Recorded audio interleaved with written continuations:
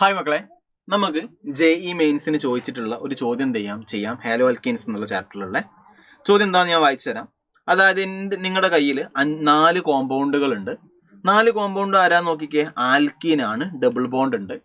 ഏത് ആൽക്കീൻ്റെ അടുത്തോട്ടാണ് ഫാസ്റ്റ് ആയിട്ട് HBr add ചെയ്യാൻ പറ്റുക എന്നാണ് ചോദ്യം. അപ്പോൾ ഒരു ആൽക്കീൻ്റെ അടുത്തോട്ട് HBr ആഡ് ചെയ്യുന്ന റിയാക്ഷൻ എല്ലാവർക്കും അറിയാം. എന്ത് റിയാക്ഷനാ? ഇലക്ട്രോഫിലിക് അഡീഷൻ റിയാക്ഷൻ ആണ്. ഇലക്ട്രോഫിലിക് അഡീഷൻ റിയാക്ഷനിൽ ശ്രദ്ധിക്കേണ്ട കാര്യം എന്താ? അവിടുത്തെ ഇന്റർമീഡിയറ്റ് കാർബോകാറ്റയോൺ ആണ്.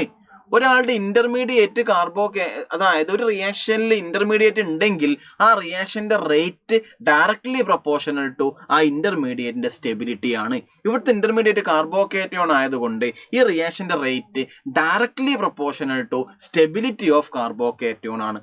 അപ്പൊ ഏത് ഡബിൾ ബോണ്ട് ബ്രേക്ക് ചെയ്താലാണ് ഏറ്റവും നല്ല സ്റ്റേബിൾ ആയിട്ടുള്ള കാർബോകാറ്റയോൺ കിട്ടുക നിങ്ങൾ നോക്കുക. എടാ, ഈ ബോണ്ട് ഇങ്ങോട്ട് ബ്രേക്ക് ചെയ്താൽ ഇവിടെ പ്ലസ് വരും, ഇങ്ങോട്ട് ബ്രേക്ക് ചെയ്താലോ എവിടെയാണോ ബോണ്ട് ബ്രേക്ക് ചെയ്ത് അവിടെയാ പ്ലസ്. ഇവിടെ പ്ലസ് വന്നാലും അത് നോർമൽ സെക്കൻഡറി കാർബോകാറ്റയോൺ ആണ്. ഇവിടെ നോക്കിക്കേ, ഇയാൾ ഇങ്ങോട്ട് ബോണ്ട് ബ്രേക്ക് ചെയ്താൽ ഇവിടെ പ്ലസ് വരും, അത് ടെർഷ്യറി കാർബോകാറ്റയോൺ ആണ്. ഇവിടെ എങ്ങോട്ട് ബോണ്ട് ബ്രേക്ക് ചെയ്താലും ഇവിടെ പ്ലസ് വന്നാലും ടെർഷ്യറി ആണ്. അവരും അത്യാവശ്യം നല്ല സ്റ്റേബിൾ കാർബോകാറ്റയോൺ ആണ്. പക്ഷെ അതിനേക്കാളൊക്കെ സ്റ്റേബിൾ ആയ ഒരു കാർബോകാറ്റയോൺ ഇവിടെ ഉണ്ട് മക്കളെ. ഇവിടെ ഈ ബോണ്ട് ഇങ്ങോട്ട് ബ്രേക്ക് ചെയ്താൽ ഇവിടെ എന്ത് വരും? പോസിറ്റീവ് ചാർജ് വരും. ഇത് നോർമലി ഒരു പോസിറ്റീവ് ചാർജ് അല്ല. കാരണം എന്താ? ഈ പോസിറ്റീവ് ചാർജിന്റെ തൊട്ടടുത്തുള്ള ആറ്റത്തിന്റെ അടുത്ത് എന്തുണ്ട്? ഓക്സിജൻ അല്ലേ, ലോൺ പെയർ ഉണ്ട്. ഈ lone pair sigma plus conjugation നടക്കൂലേ, കോൺജുഗേറ്റഡ് സിസ്റ്റം അല്ലേ, റെസൊണൻസ് നടക്കൂലേ. അപ്പൊ റെസൊണൻസ് വഴി ഈ ലോൺ പെയർ പെട്ടെന്ന് ആർക്ക് അവൈലബിൾ ആകും? ഈ പോസിറ്റീവ് ചാർജിന് അവൈലബിൾ ആകും. ഇതൊക്കെ നോക്കിക്കേ, ഇവിടുത്തെ ഇത് ടെർഷ്യറി കാർബോകാറ്റയോൺ സ്റ്റേബിൾ ആവാൻ കാരണം ഹൈപ്പർ കോൺജുഗേഷനാണ്. ഇതും ടെർഷ്യറി കാർബോകാറ്റയോൺ സ്റ്റേബിൾ ആവാൻ കാരണം ഹൈപ്പർ കോൺജുഗേഷനാണ്. ഇത് ടെർഷ്യറി കാർബോകാറ്റയോൺ ഒന്നുമല്ല, അത് നോർമൽ കാർബോകാറ്റയോൺ ആണ്. പക്ഷെ സ്റ്റേബിൾ ആവാൻ കാരണം റെസൊണൻസാണ്.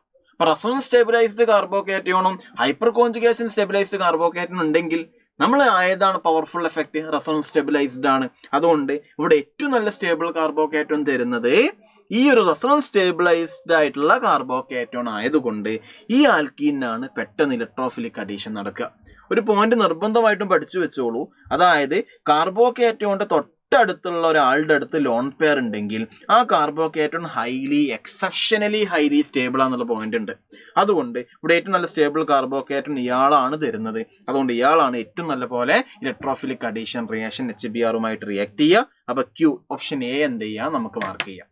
ഓക്കെ, നല്ലപോലെ പഠിക്കാം. ഇതേപോലത്തെ വീഡിയോ നമുക്ക് വീണ്ടും ചെയ്യാം, അടുത്ത സെക്ഷനിൽ എടുക്കാം. അതുവരെ ബൈ.